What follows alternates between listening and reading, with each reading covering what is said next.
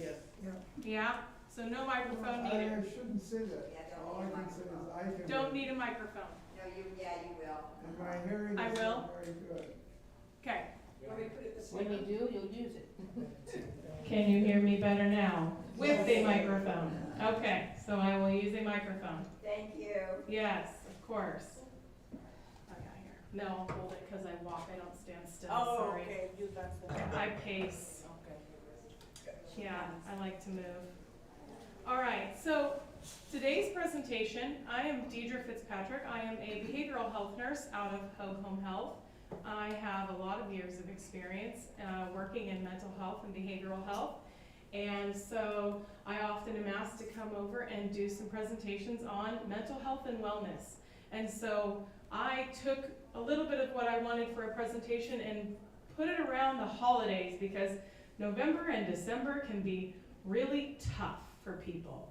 Whether you celebrate Hanukkah, Christmas, Kwanzaa, whatever holidays you celebrate, right? How many people in this room celebrate Hanukkah?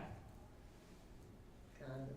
How many people in this room celebrate Hanukkah and Christmas? How many people in this room celebrate Hanukkah and something different? Okay, how many people in this room celebrate nothing? Okay, so how many of you used to have a great tradition around the holidays that has changed or had to adapt based on life and living? Yeah. How many of you used to host the holiday event? Uh-huh. How many of you do not regret that you're no longer hosting your holiday event?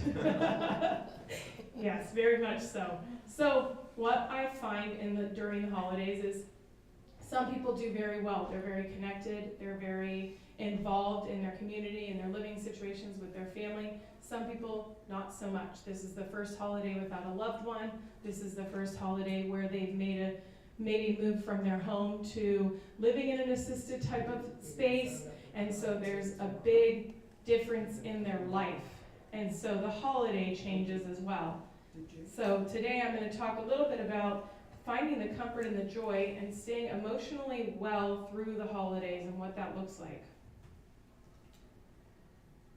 So we want to celebrate the season together. So connection, right? There are time for connection, reflection, and joy.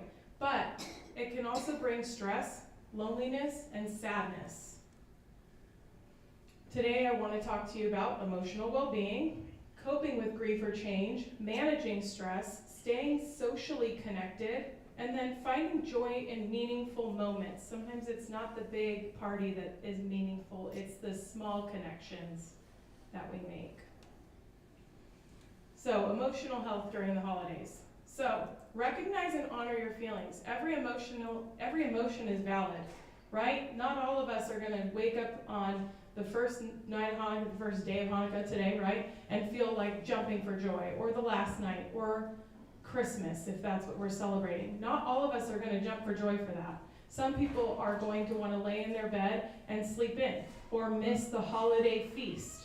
And we need to acknowledge that that could be a possibility in each person and say, okay, we acknowledge that, it's a valid feeling, and how do we work through it, right, to make the best of it. Avoid comparing this year to the holidays in the past. We can't go back and change them, and the only thing we can do is move forward with making new memories. Focus on what brings you comfort and peace now. And practicing gratitude. So writing or sharing one thing each day that brings you joy. Those may be very different than what used to bring you joy in the previous years. So as a behavioral health nurse, I work with a lot of patients right now who almost have seasonal depression, right? It's the season for anxiety, hopelessness, helplessness, depression. If someone's recently grieving the loss of somebody or grieving the loss of a first holiday without their somebody, they need to often talk about it and have somebody that can be there to listen to them and say, your feelings are valid. The way that you're dealing with this is valid. Now let's help make some healthy coping mechanisms and good future experiences. They magnify our feelings of loss and change. Remembering, I just lost my grandpa, this will be my first year without my grandpa for Christmas and Hanukkah, and so that's weird, because my grandpa was the Hanukkah tradition. So without him, we don't go to his house, we don't celebrate with him, so it's like, light the menorah and say the prayer and stare at it and go, okay, that was fun. It's okay to celebrate differently or not to celebrate at all. I have some people who no longer do light the menorah. Their son does or their daughter does, but they don't do any piece of it. I have some people that no longer put up Christmas ornaments or buy a Christmas tree. That's not how they're choosing to celebrate the holiday anymore. So ways to cope with that without giving it all the way up is light a candle for somebody that you're thinking about over the holidays. Hang an ornament if you're wanting to honor someone that you've loved and that you're missing. Share stories and memories instead of gifts. I'm sure at this time we have everything we could ever desire or need and no room to store it. So sharing those stories and those memories. Attend grief support and gathering if you're really struggling with getting through the holidays. You find that you can't get up and get out of bed. You're not coming down for meals and you're ordering your meals to your room. You're isolating away from activities that you normally would participate in. That's when we need to just talk about it sometimes versus isolating away from everybody. And then focusing on what still brings us warmth. Is it music? Is it a sense of community? Is it our family? Or are we used to volunteering and we need to get back out and volunteer to the best of our abilities? So how do we manage the stress? We want to keep it simple and peaceful. So December calendars can fill up really easily. Every single weekend you have something going on, or every day. And so what do you choose? Be intentional with what you choose to do. Don't say yes to everything and overcommit yourself to the point where you then are too stressed out to enjoy your holiday. Take breaks. So allow yourself to have a break. Allow quiet time. If you like tea, coffee, music, or prayer, practice your mindfulness, deep breathing when you feel overwhelmed. How many of you have heard of box breathing?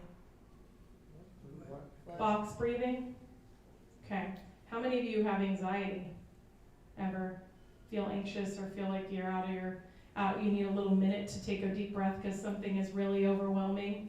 Box breathing is visually looking at a box, counting to 4, breathing in for 4, holding your breath for 4, and breathing out for 4. And when you have to visually think of the box and then mentally think about your breathing, all of a sudden your anxiety and your worry has gone to the back because you can't focus on that as well at the same time. Staying active with gentle movement. Chair yoga, stretching, short walks. How many of you participate in the exercise activities here during the day?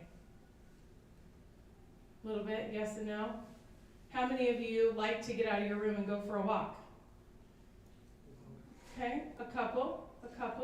How many of you used to be really active and now due to limited mobility you don't get to be as active as you want to be? Okay, so quite a few. And then remembering that everything that we have on our calendar should be about connection and not perfection. Perfect is hard to obtain, so go with connection. And then how do we find that joy and that meaning? Simplify our celebrations, right? Instead of those big celebrations that you do not regret giving up in your house, choose quiet, intimate gatherings, small little dinners, small little fun things. Honor traditions, bake your favorite cookies, decorate together, share memories, create new joys, sing carols, make simple crafts, or enjoy holiday lights. How many of you engage in the craft activities or the word puzzle activities like brain games here? Okay, so you seem like you're pretty active in this community. Good job. You do too? Okay, how many of you like crossword puzzles? What? No one. Crossword puzzles? Nobody. Word search. Word searches. Okay, how many like word searches? Okay. How many of you play Rumby Cube? Did I say that right? No. Bingo. Okay. What else? Blackjack. Mahjong. Mahjong. Okay. Are there actual tiles or that's a computer game? Ooh, fun. Okay. Okay. Very good. So what activities do you find that you are doing here? If I didn't list your activity, what's something you like to be doing? Reading. Reading. What do you like to read? Do that. No. What do you like to read? What do I like to read? Yeah. I get 2 or 3 different magazines. Okay. One's on health, one's on current events, and another one's on other areas. Okay. How many of you like to watch the news? Not anymore. Not anymore. Yeah. Watch the news. How many of you like to read the newspaper? Okay. So, a lot of times we are newsies and we are focused on the news and the news is on our TV all day. But during the holidays, and especially this week during this time, it is not the best thing to be watching for our mental health and well-being. It's a sad day for the news, right? And so we look at that and we think, is that a good thing that I should be doing? Is that going to help me relieve my stress, or is it going to add to my stress? And being able to say, today I'm not going to watch the news, or I'm not going to read that certain section in the newspaper because I don't want to add to my stress. You know, that seems like you're putting your head in the sand and ignoring the world. So I agree with you there. So I don't agree with putting your head in the sand, but I do agree with when you have a lot of stressors going on in your own internal self, and you're very worried about everything that's going on with you, sometimes the news can be a trigger to create more stress and discomfort. And actually the newspaper and the news is something that you should limit yourself from if you are someone who struggles with those anxiety or depression around those stressors in your life. It doesn't make sense, so you don't know what's going on then. If you don't read the paper or listen to the news, is that good? I don't need you to give up the newspaper or the news every day. What I'm saying is how many people found what happened yesterday, today, the things that are happening in the news right now to be devastating. And those people that found that, it's often easier for them to not engage in it. Why? Because they can't do anything to change it. So all it will do is negatively impact their feelings, their emotions, and their well-being in that time. So they just give themselves a break from it and then start again. Well, I think it's a defeatist attitude. Okay. If you see you can't do anything to change it. Okay. Well, we'll agree to disagree on that one then. Okay. All right. So again, and then choosing to honor our traditions. Baking. How many of you used to really enjoy baking? Any of you? No? Okay. I still do, but I do it minimal now. Okay, Yeah. right. Yeah, some of us used to enjoy baking and giving baked goods away as gifts or having people over to enjoy our baked goods, decorating together, setting up things, sharing memories of why we used to decorate, how we used to decorate. How many of you had boxes and boxes of decorations in your attic or your storage? Mm-hmm. How many of you donated them or passed them down to your children? I have a lot donated from grandparents, yes. And it's really fun to share the story of where something came from, right? And how it came to be. And that shares that tradition and keeps that tradition going. Creating new joys. So singing carols, making simple crafts, enjoying the holiday lights. I like to light my menorah. I have a 3-year-old, so we don't light a real candle right now. We use a battery-operated one because she likes to blow them all out. And so we have battery-operated ones. And I also celebrate Christmas because my husband is Catholic. So I like to light my menorah by my Christmas tree and turn off all the lights to watch the menorah and the Christmas lights. And I think that for me, that's a big tradition in my family, and that's something that we really love to do. And it gives us a moment of peace and quiet. And then again, like I said, staying connected. So join your community events here. Call people that you don't call on a regular basis just to say hello. Sometimes we think, oh, out of sight, out of mind, but we call that person and that brightens our day and it brightens their day as well. Send cards. How many of you still send handwritten cards? A couple of you? Yeah. One, so good for your brain to still write with pen and paper. So many of us don't do that anymore. Share a meal. How many of you guys go out to meals other than eating here? Take family to meals. Yeah, good. And then volunteer. How many of you volunteer? Volunteering, yeah. Sometimes giving to others and not needing something in return is a great way to help have yourself get out of your own head around the holiday season. Participating in the group activities, the games, the crafts, the sing-alongs can lift your spirits. Is there a choir here? No, okay. And then even small moments of connection help fight loneliness and boost the mood. One of the things that I see here a lot, and not just at this facility, is a lot of people just walk right past each other with their head down, right? It's kind of like what they say with the technology, everyone has their head in the phone, so you don't even know who you're walking next to, and it could be your neighbor, and you don't even know you walk by your neighbor. So I try to tell people, pick your head up. One, it's better for you so you don't fall.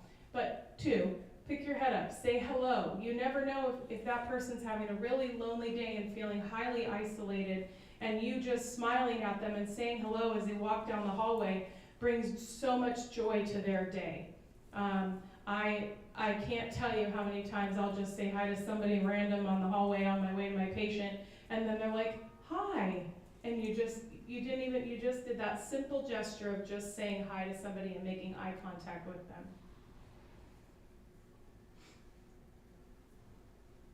My big piece is that grief and joy can coexist. So give yourself permission to feel both of those. That is what we look at for resiliency, right? The resilient person can still celebrate something while still grieving at the same time. It's creating those new memories, creating that, holding on to a little bit of that history and background and previous pieces to help grow and develop into some new memories. Makes sense? I like where your head's at. I see it spinning. What are you thinking? Yeah. I agree with that. Okay. How many of you are celebrating a holiday this year after the loss of a loved one? Okay. After the loss of a close friend? Okay. Not anybody here. Okay. Yeah. Sometimes losing the people that live here, that's hard too, right? I hear a lot of people tell me, it's so hard because we have people that we lose here. We get a slip on our door that says the person has passed, but there's nothing to really talk about the loss of that person, right? And what that feels like to lose somebody. And that is a lot stronger during the holidays just because we're wanting to be more connected to people over the holidays. Well, it's especially a problem here because we're at an advanced stage and you're gonna more higher probability that you'll die at these advanced ages than if you're 25. Correct. And I think it's also the time why I say the connection is so important because this is your peer group, correct? And so this is also, if you take advantage of it, your biggest support system. Right? Because you know what you're going through and they do too, because this is your peer group, right? And a lot of times, instead of engaging with the other residents in the facility, people isolate. I have had patients who do not leave their room ever. I have one patient that I've had for 6 months. She's left her room one time because I tricked her into going to get coffee creamer. I said they have really good coffee creamer downstairs and she should go downstairs with me to get it. And she said, you go down and get it. And I said, oh, I can't go down by myself. I don't live here. I can't get coffee creamer. You gotta come with me. So she came with me one time. What do you recommend to help these individuals get integrated? So I think it starts with as soon as they move in. With what? As soon as they move in, helping someone feel connected right when they're having that major life change, right when they're moving in, because I think that's when they feel the most alone and isolated, and family or whoever that support is for them can only do so much. And so catching them right when they move in and engaging them into and including them in your community is so important, making them feel a part of it. It's easier said than done. It is. And I've helped some places start like a new resident program, like implement, I talk with the residents, I have them do it, but I just give them the ideas. But like a program that says within the first 30 days, this person gets a resident that they will hang out with, that they can ask questions to, get support from, and then after the 30 days, they just check in. But the first 30, they kind of have that person as their side-by-side partner to really integrate them into the community and not make them feel so alone and isolated. It's a problem. Mm-hmm. It's a big problem, and whoever figures out the magic to that piece would be the winner, because that is where I get a lot of my new residents when I'm seeing new patients.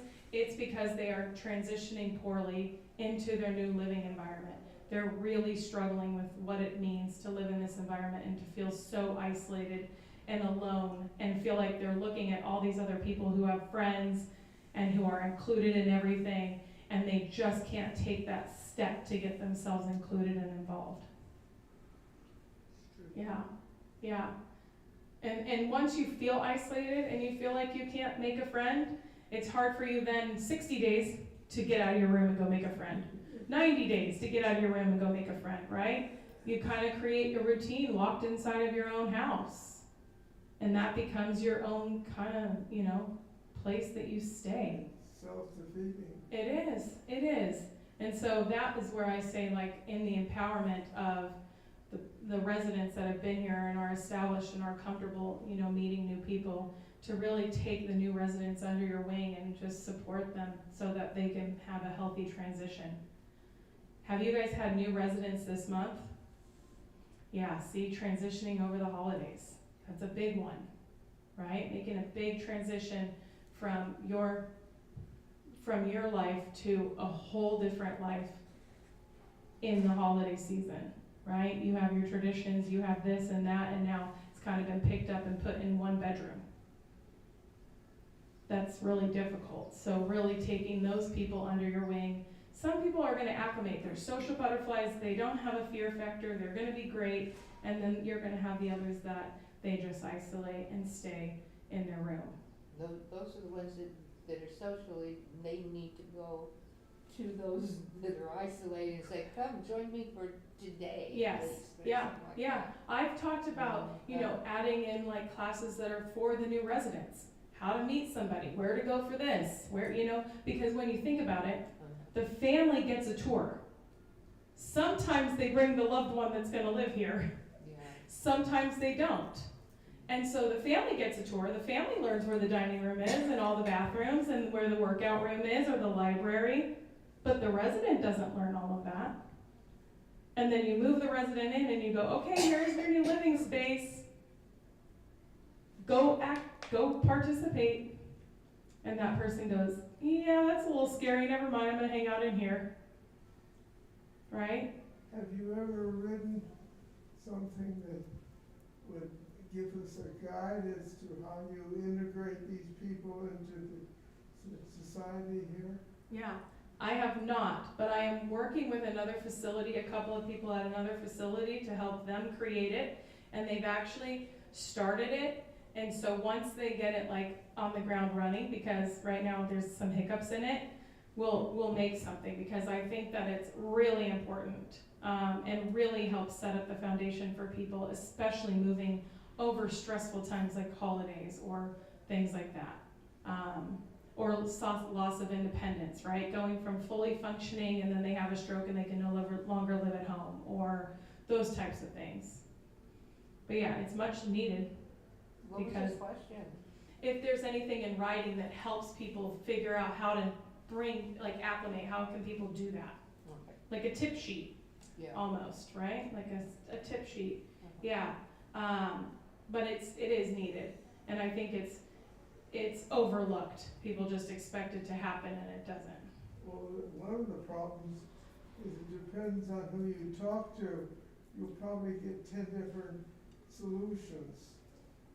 That is probably true. That is, because each person adapted and kind of acclimated here differently, right? Some people probably jumped right in. Some people probably tried 1 or 2 activities in a day, ate 1 meal downstairs.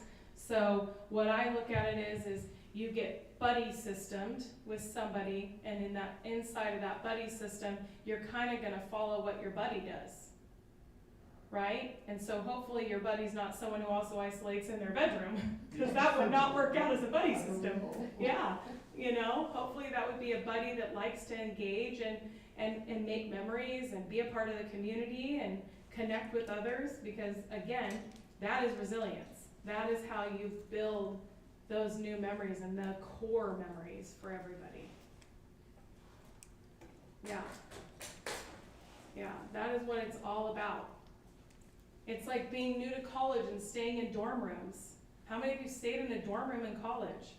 No. Okay, you get there and you're wandering around with your shower stuff and you're like, I have to shower with everybody else? What in the heck? And that person takes you under their wing and says, oh, the shower's over here. Here's a little trick so that nobody can see while you shower, right? It's helpful. It helps you go, get rid of the stress, get rid of that anxiety that you're feeling, and say, I can take a shower in the dorms, right? I can eat dinner downstairs. I can go to the activities. I can engage with people. The area that I see a lot of people is when they start to isolate in their room, they start to sleep more. You start to what? Sleep more. Sleep more. Sleep more. Yeah, so they find themselves in their bed more often than getting up and creating any type of routine.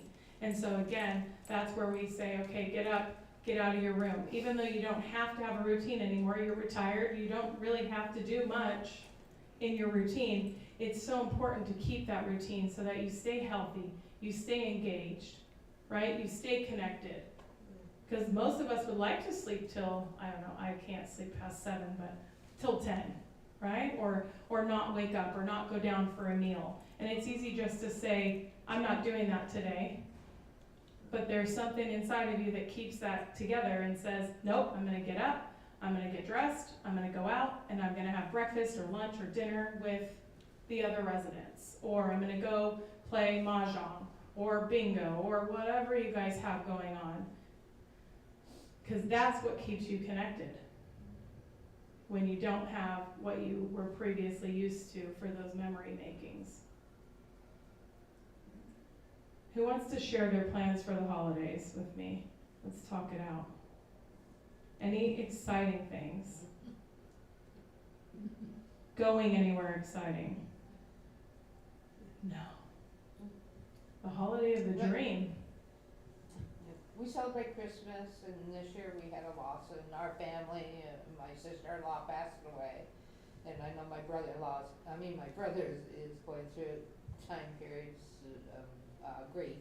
Yeah. But luckily he is talking to us when he experiences these. So, and there's been certain things. She passed away in March, and we've come across certain holidays. Well, she would totally decorate the home, and we always shared in bringing foods, and they had certain traditions of that type of thing. Yeah. So now he's trying to do what she did. Carry on. Yeah, carry that on, and he has told me, he says, I miss her, and Yeah. such, and I said, that's natural feelings, Yeah. so. Yeah. But so the family is trying to get together, Good. like we usually do, and he is a distance from here, so I told him, come and stay in our home, Mm-hmm. and welcome to bring your pets with you too. There you go. Yeah. And so that he can participate with the family again too. Good. Mm-hmm. Good.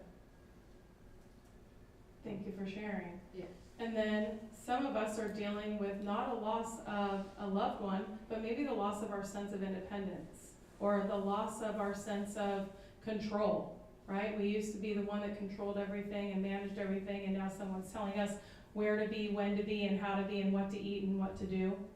How many of you have children that have become your parents?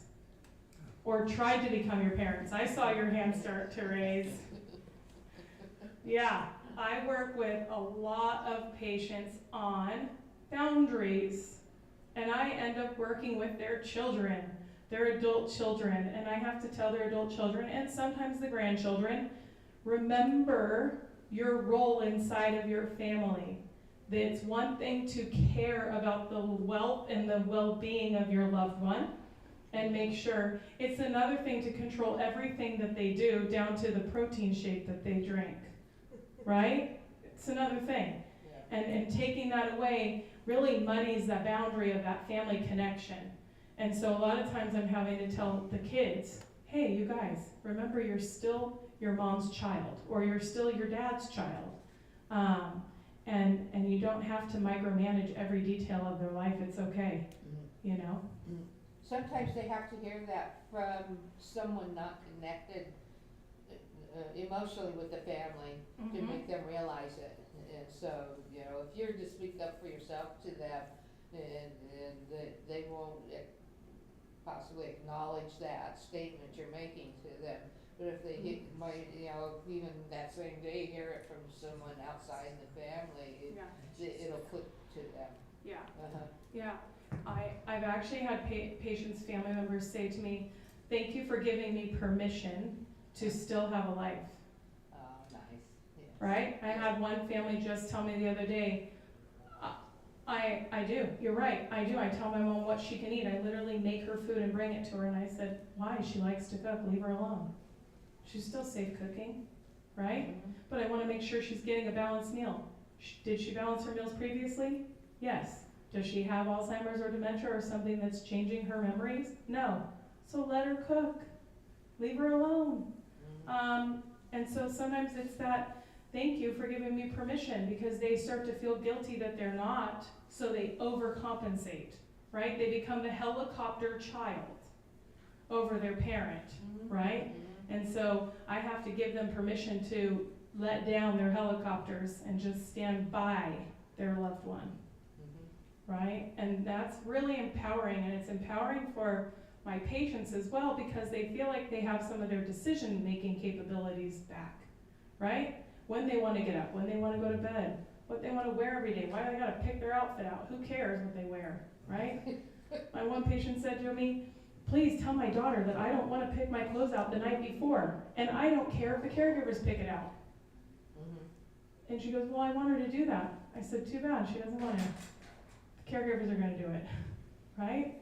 Why butt heads when you don't have to? So we already have her. She's got the kids that are helicopterish. How many of you have a significant other that manages or tries to manage a lot of things in your life now and thinks they can do it better than you? Okay, you guys right there, okay. That also can be the stressor, right? I need to do this, I have to manage these things. When you look at it and you go, why? Why do I have to manage those things? What's the difference? Can he actually not manage it? Or do I just feel this compulsive need to do it myself? Right?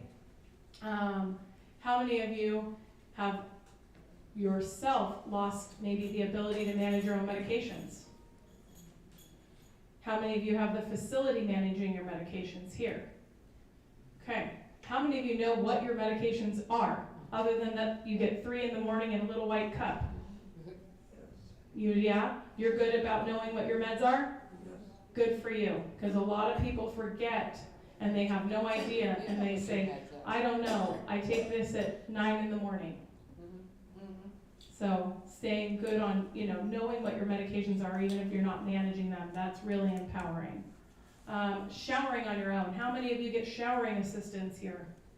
Okay, so how do you keep your modesty while having someone shower you, right? How do you maintain that peace and keep that going?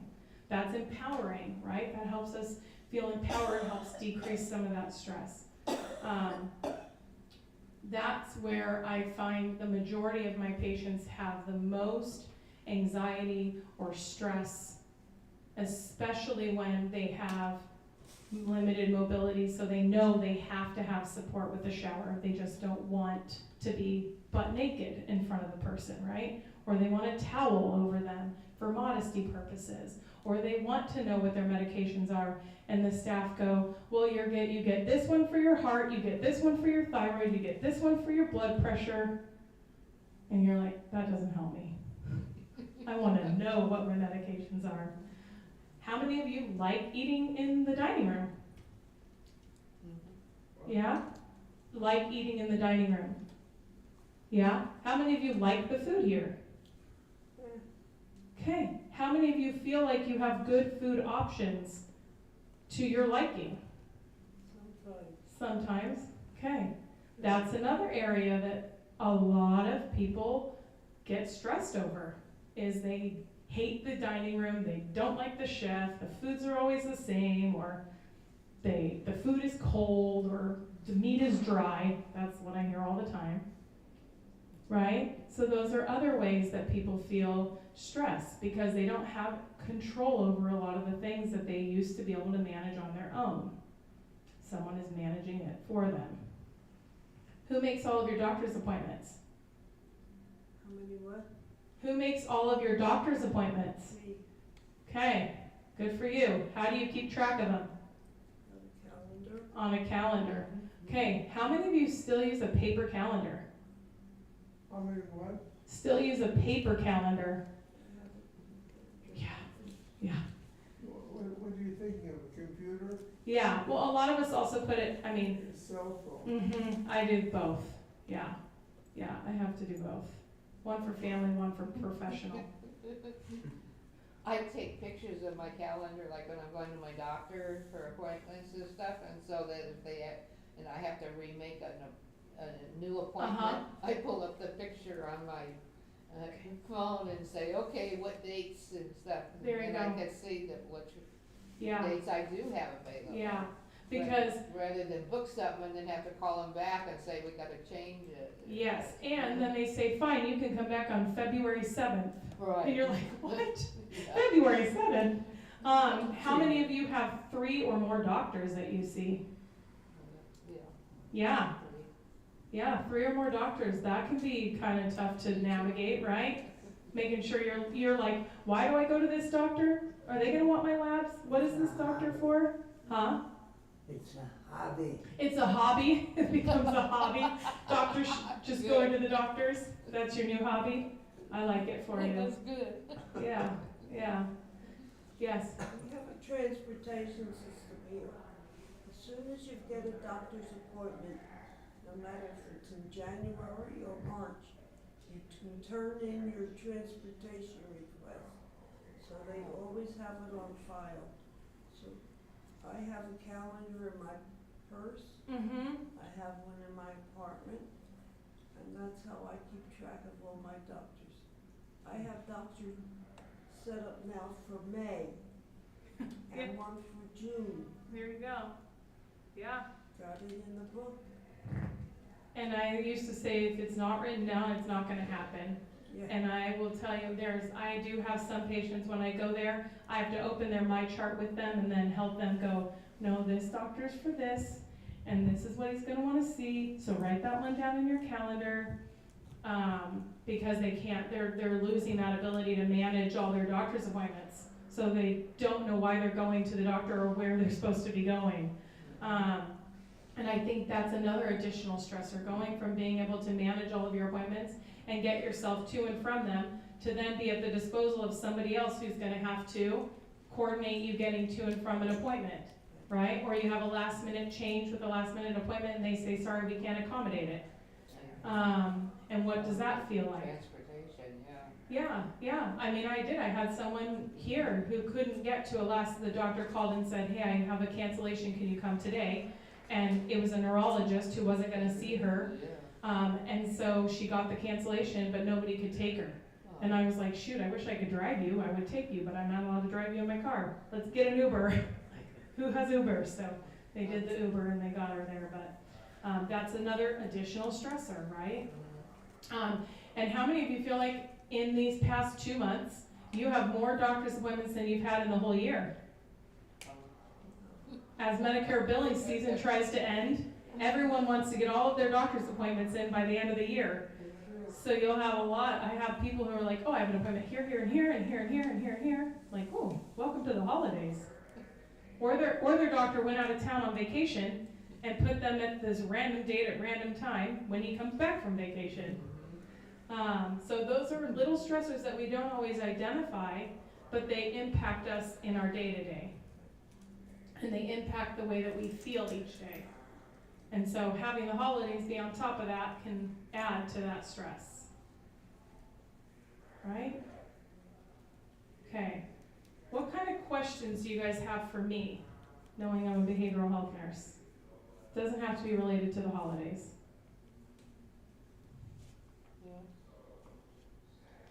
What was the question? What kind of questions do you have for me? How can we get more people to come to these presentations? Not put it at 10 o'clock during the workout time. Pardon? I said not put it at 10 o'clock at the workout time. Who are you? Oh, well, I will introduce myself again because I know I have 4 new people. I'm Diedre Fitzpatrick. I am a behavioral health nurse and I work with Hoag Home Health. I do understand. Okay. What is there, 8 people here? 1, 2, 3, 4, 5, 6, 7, 8, 9. 9. 9 people. Yeah, there were just like 3 more, but the caregiver came and took them out. Plus Oh, plus online. 75 people, 75 residents or 100 residents? Yeah. Yeah. But that's what I was talking about, getting connected with your community. Connection. The mic is distorting here. Is it better if I don't use it then? I think so. Okay, so connection, and that's what I was saying. A lot of people isolate in their room. They don't come out to the different activities, right? I came to a bingo and there were 4 people at bingo. Bingo's fun, but not with 4 people, especially when one is a caregiver playing with the other resident. So there's really only 3 people playing bingo. Well, it's very popular here. Good. Because that's the thing, we want to see increased engagement. A lot of times people don't know what they're going to get, so they don't come, right? They don't know what to expect, so they don't show up. A lot of times they need to like have a reoccurrence, right? So there's a place that I've presented at a lot, and my groups keep getting bigger and bigger and bigger to the point where now the residents are asking for me to go there and do different topics. So sometimes it's just the unknown, right? Being afraid of the unknown. What am I going to get out of this? What am I going to learn? Or you could win a fortune. You could lose a fortune. Yeah, you could. So those are some of that piece of like how you build it up. 1, word of mouth, talking about different groups, different things you want to learn about. A lot of times the residents have gone to the activities person and asked for topics on behavioral health, maybe stress and coping mechanisms, or grief and loss, or managing with Alzheimer's and dementia, having the diagnosis of Alzheimer's and dementia. So I really try to do it individualized based on where I'm going and the population that I'm working with. And then if they've requested something, I try to do it around a request. Yes? See, here's a perfect example of this heritage point right now, the population. You have such a wonderful program planned. Now where are the people? Yeah, and I think that's kind of what he was saying too.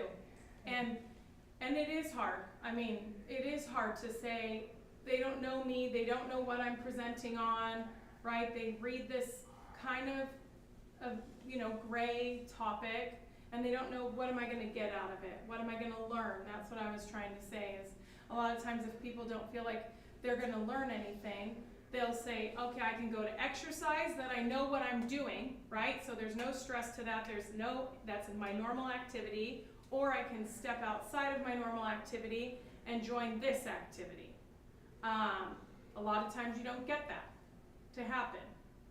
And so it just comes that word of mouth or the reoccurring, you know, coming in again and again and presenting, and that's how you make that change. Yeah, because it is. And the nice thing about Heritage Point, which other places don't do, I don't know if I love being recorded, but you get recorded so that you guys can watch it on your TV. Which I do like that your Heritage Point does do that, so that if you are someone who, due to mobility or a lack of a caregiver or support, can't get out of their room, you can turn your TV remote on and go to a certain channel and not actually miss out on everything. So I do like that because there's not another facility that I've been to that does that. So they do try to be as inclusive as they can, even if you're not here in person. You see, but this room, you can't do that on the TV. Mm-hmm. This room doesn't go to the TV. Oh. And the one reason is, they want the people to come to the room. Yeah, Not yeah, to- the not- in-person. Not to sit in their pajamas Yes. all day Yes. and Well- look at the TV. That's the connection piece. They want the connection. That's what we talked in excess of, is how we need to stay connected, right? Because this is the time of the year where people that will isolate, right? And stay in their room. And unless someone comes and knocks on the door and intervenes on that isolation, there they stay, right? In future ideas and topics, what do you guys like to learn about? What are areas that you feel like it would be helpful to have like more education on or learning on? Whatever's available. Huh? Whatever's available. Whatever's available, you just like educational topics in general? Yeah. Yeah, yeah. How many of you have great sleep? What? How many of you have great sleep? That's a big topic. I have good sleep. You have good sleep? You have good sleep? I didn't sleep last night. No? So, He doesn't. okay, so sometimes I do a lot on sleep hygiene and how to create a good sleep schedule and what that looks like for basically your mental health and wellness so that you can participate in the activities during the day because you feel rested. Some people don't sleep at night, so they don't feel like they can participate in the morning, right? Or they don't even get their day going until 3 o'clock in the afternoon because they're so tired, right? I know people like that. Yeah, yeah. I mean, I see patients starting at 8 in the morning and then till 5 at night. And I have patients who literally say to me, I'm never going to get out of my bed before 10 a.m. So please do not schedule me an appointment before 10 a.m., right? And then I have patients who go, I've been up since 5, so please schedule me at 8. So it is, it's that back and Yeah. forth.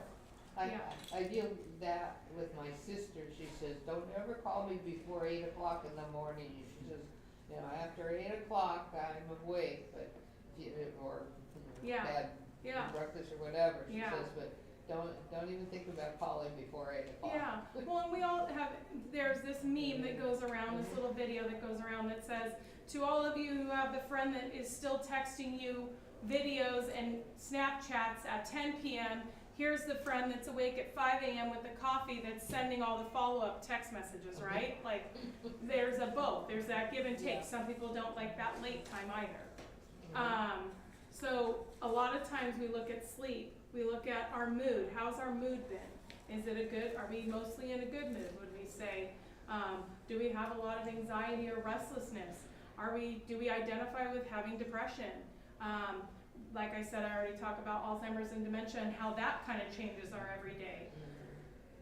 So there are lots of different topics that can be covered, and sometimes when you ask the community what topics they want to hear, you'll get more people attending because then they have buy-in to the topic, you know, versus just being told, here's your topic. So if anybody have any questions, if not, we will be done. No? Okay. Well, thank you so much. Yeah, thank you. You're welcome. You're welcome. You're welcome.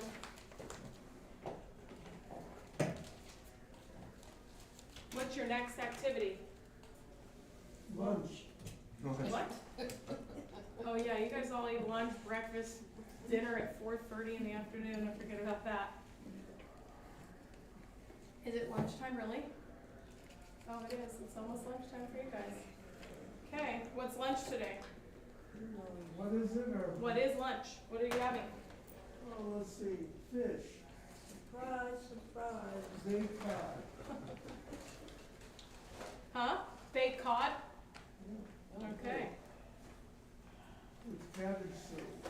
Oh, I like cabbage soup. I do too. Do you guys make matzo ball soup here? What? Yeah, is it good? I make matzo ball soup, but you know what a Oh, secret? yes. My Catholic husband makes my matzo ball soup better than me now. That's not fair. Nice, not you fair. like that, huh? Yeah, yeah. Well, and he loves that he makes it better than me, so he always wants to make it now. Yeah. My mom goes, "Oh, Diedre, you did so good," and I say, "That was Mike." She's like, "What? He knows how to make a matzo ball?" I was like, "I know it's not fair." A little Catholic husband. So, all right. You guys go out and have a great day. Have a good Monday. Thank you. Stay happy. Stay healthy. Stay happy and healthy. Happy and healthy. And you read your news, and you watch your news and read your newspaper. I do. Okay, good for you. Get a newspaper too. Yeah. Do you get it delivered to your house or to your room? Well, to the office here. Mm. I have to pick it up the front desk. Okay. Okay, well, you enjoy it. But Marcia, I it's a can't good way bet. to keep, I wanna thank you very Find out much what's for the happening pictures in the that you world. sent. Yeah, your current events, right? As long as you can manage them. I have patients who lose their mind over the current events. I wish I happy Hanukkah. And you can still thank do, you so I much don't for think the you, pictures. well, I should Take think you care. can, but I You don't think can, you but you should shouldn't. stick your head in the sand and ignore everything. No, but people that have really bad anxiety, and it makes it worse. Have bad what? Anxiety, and when it makes it worse, they can freak out over it. Yeah, Mhm. so some people I have to tell them, limit it, because that's all they do all day. What? Read the news and watch the newspaper, read the newspaper and watch the news. That's all they do all day. I'm sorry, I didn't get your name. Diedre. Diedre. Yes.